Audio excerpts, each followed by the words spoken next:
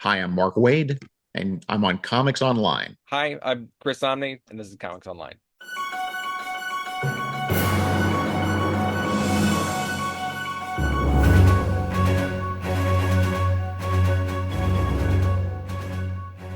Guys, I'm so excited to be with you today talking about Batman and Robin Year One. Thanks to our friends at DC, I had the pleasure of reading the first issue over the weekend, and I absolutely loved every single page of it. We're not going to go into spoilers about the issue. I know it comes out October 16th, but more so, I'm excited to hear about your journey to bring this 12 issue series to life. I'd love to just sort of start with each of your earliest memories of Batman. What does Batman mean to each of you, or Batman and Robin in this case mean to each of you? If we could start with Mark, that would be great. Sure, I mean, my earliest memories of Batman are Adam West and Burt Ward because that's where I came in. That's the stuff that got me into comics to the beginning, and I've never stopped. But all that said, I mean, I've been keeping up with Batman over the years, and I love the fact that there's different incarnations, different eras, different takes. Superman's been pretty consistent my entire life in terms of the take on Superman and everyone's take on Superman. But Batman has had so many different voices, and I've been following them all. So all this to say, I'm not locked in just because I started with Adam West. I'm certainly not locked into that. I love the idea that there's so many different And all of them are interpretations. right. 89, 66, Yeah, Frank Miller or whoever, everything, it's all Batman. It's still Batman. It's so weird that Superman is the antithesis of that. yeah, yeah. I don't know. He said one wrong word. I don't know if that's not my Superman. Chris, when did you come in? I interrupted your thing. What was your first Batman? Super Friends, Superpowers. All right. That was the first one. That's when I was like, "Oh, this guy's cool. I like this show." And then I got all the toys. And I had the Batmobile, and then my grandma took me to a store, and they had like 3-pack comics, like like Ooh. Yeah. it was like two Batmans and something else. The other one I have it's been lost to the winds. Um, but seeing Batman in a comic, I was like, they make books out of this? Hmm. And that's all she wrote. Like that's all that I cared about ever since. All I wanted to do was read comics, make comics, draw comics, and I got hooked. Like it was the Batman comics in '85 or '86, and that's where everything started, and it was all downhill from there. Hmm. Well, your impressive collection behind you speaks volumes. Oh, there's no superhero books here. I talked about this in the last call. I have an office outside of the house, so all of my superhero books in there, and this is just like manga and indie stuff. So it's whenever I'm on the clock, it's superheroes, and then when I'm off the clock, it's Akira or whatever. Hey, there's no judgment. It's an impressive collection regardless.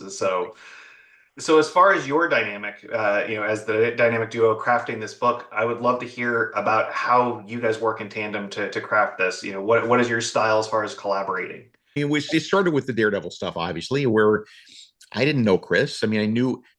Here's what I knew of Chris. Chris was fast. This is what I knew because I remember distinctly the editor of Daredevil called. No, it was the editor of Rocketeer called me and said, "Hey, we got this Chris Samnee guy."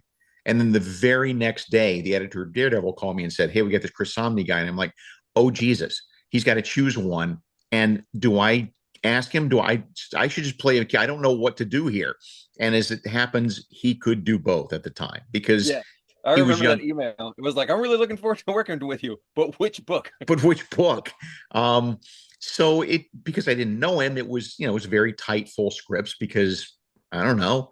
But as we worked together on Daredevil, it became so clear that he's such a gifted storyteller that why am I painting him into corners with full scripts like this? And I can trust him to tell a story. And so that just became looser and looser, and it sort of evolved now into what it was on Black Widow, which was a phone call.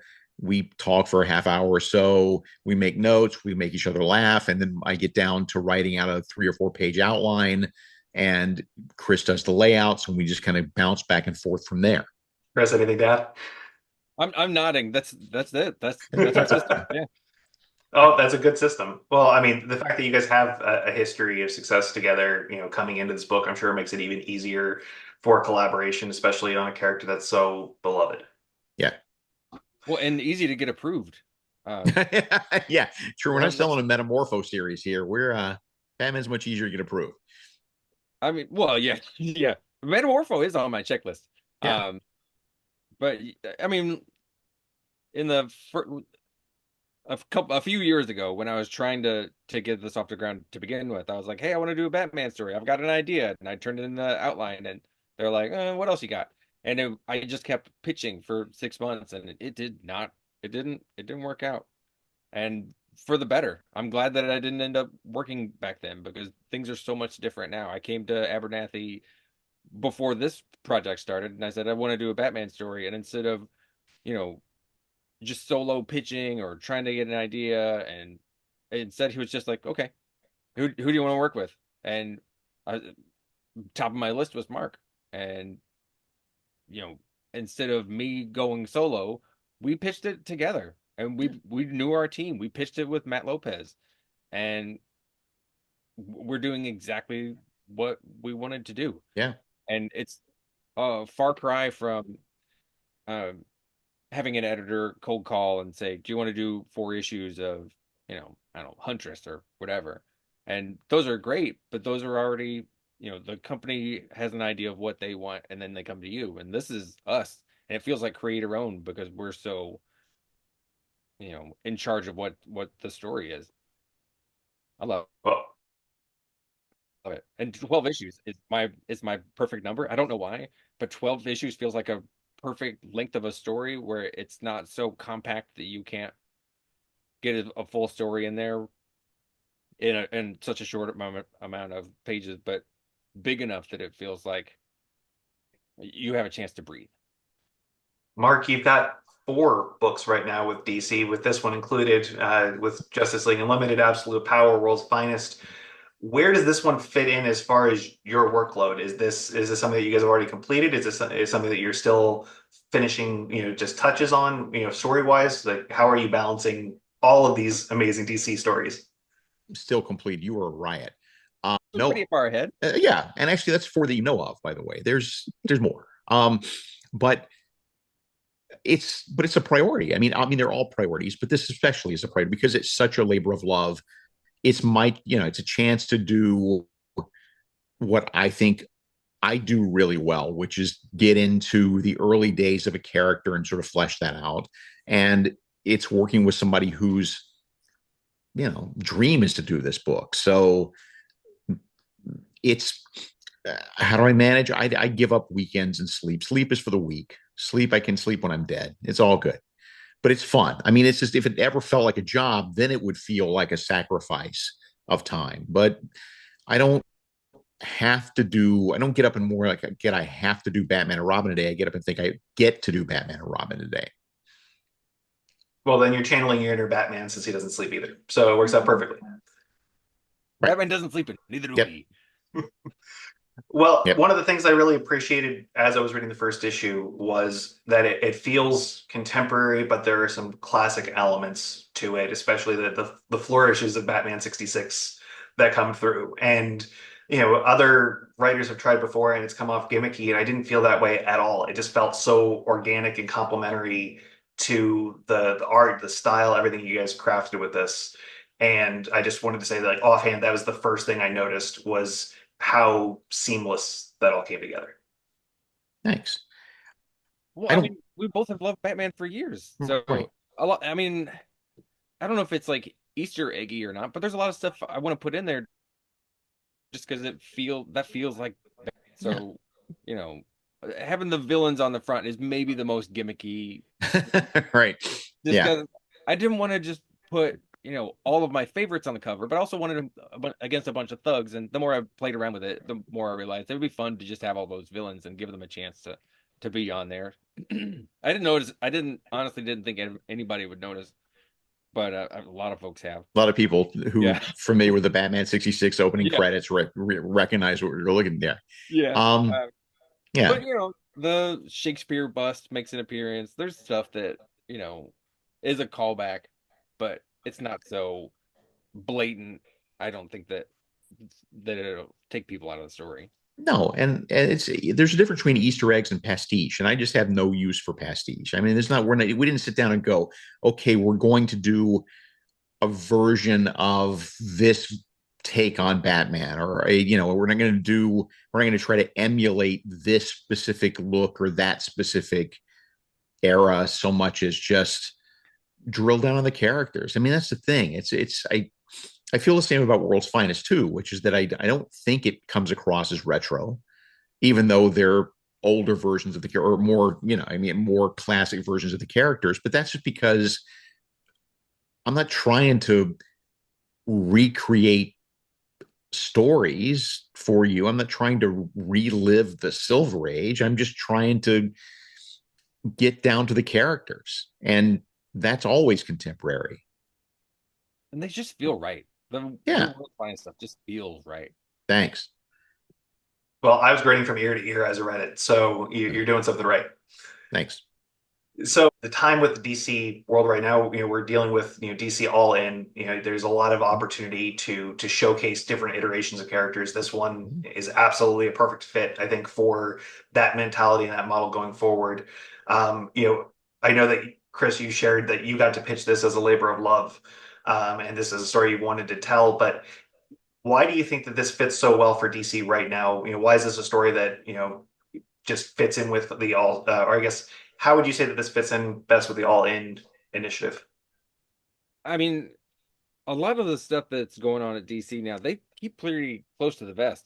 I mean, I didn't know about All In until it was announced. Like that wasn't a part of the pitch. It wasn't a part of I without knowing that it was going on behind the scenes, I wouldn't have known anything about it. It Uh, predates all the all-ins because we've been working on this thing in secret for like a year. So, but I mean, it does fit in the sense that it's a big part of the all-in initiative is basically is saying start here. Start here. If you're unfamiliar with DC, start here. We're not paving over continuity in this moment. We're not relaunching Green Lantern or Flash or whatever as a new number one that you, if you, but it's still start reading here. And so the year one stuff fits in perfectly in that sense. In the recent years, we've seen other year one books, Teen Titans, Batgirl, Robin, like those have all been incredible stories. Mhm. And I love that, each of the creators has really gotten to put their own spin on it. And I feel that, again, complements this approach.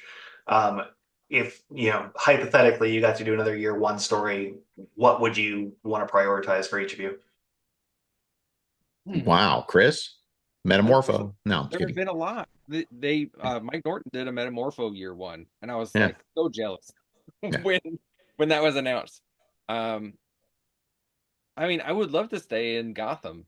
I'd love to do Catwoman year one, but Michael Baer did one in the 80s. It's there's there have been a lot. It's hard to it's hard to decide what to. I don't know. I'd have to think on that one. Do you have one that you? I mean, you literally wrote the text in a lot of the backs in the like the best Two-Face stories ever told. There's the Right. So, Who's yeah, Who, and it's like yeah. text by Mark Waid next to a Chris Sprouse drawing of Two-Face. It's hard. I mean, I've gotten to take a swing at a lot of that stuff. Teen Titans year one was my big white whale, and that one's done. Um, Flasher one's been done. Green Lantern. Good question. Good question. I No mean, answer. Got Birthright is almost a No good answer. Superman year one, Superman really hasn't done a Superman year one in that sense, but I did Birthright, which is kind of the same thing. yeah, So which is why I it. bought it like 6 times. actually, I know the one, but I can't say because we're actually doing it. So I'm excited for more year one from you, Mark. thanks. Chris, you brought up Metamorpho a few times. What's Yeah, the hook? Why does Metamorpho stand out for you? he's just so weird looking. I don't know. When I was a kid, I found a old Silver Age comic with Metamorpho in it, and I was like, "This dude's weird. What is this about?" And it ended up, it was a Ramona Fradon issue, and it was just so off the wall and Java, and the whole world is just it is it looks like it came fully formed from aliens. It like Yeah. it makes it makes every other Silver Age superhero seem like almost boring. Like, where did he come from? Who came up with it? Yeah. Like all of the elements in one character, and he's got like it's like almost like uh animal, vegetable, mineral man, Yeah. where there's just like a whole bunch of ideas that you just squish into one character. I don't know. I just think I don't feel like Marge Simpson. I just think he's neat. Uh, I don't know. I think he's a fun character. And Ramona, I got to sit next to her at an award ceremony, and she was just the sweetest lady, and getting a chance to talk to her, and I bought a couple of drawings from her. I got a Wonder Woman from her, and just getting a chance to talk to her really it made me want to draw him more. I mean, in Wonder Woman and a whole bunch of like Aquaman. After talking to Nick Cardy, I really wanted to draw Aquaman for a while, and it's just because making a relationship with the Silver Age creators. I mean, it it made it, I don't know, tangible. It made it feel like a real thing, and I don't know. It just got put onto my to-do list at some point, somewhere down the line. I think it would be fun to do. My last question to you, as far as Batman and Robin Year One, if you were to pitch it to someone who hasn't picked up a comic before, or someone who is an existing Batman reader, what is your pitch for each of you? Did you ever wonder what it was like for a billionaire playboy to take a young boy in and train him to be a crime fighting machine? Yeah, I'll go with that. Let's go with that. That's a great pitch. But guys, again, congratulations. First issue hit stands October 16th, correct? Mhm. Can't wait to dig in further. Great. Thanks. Always a pleasure.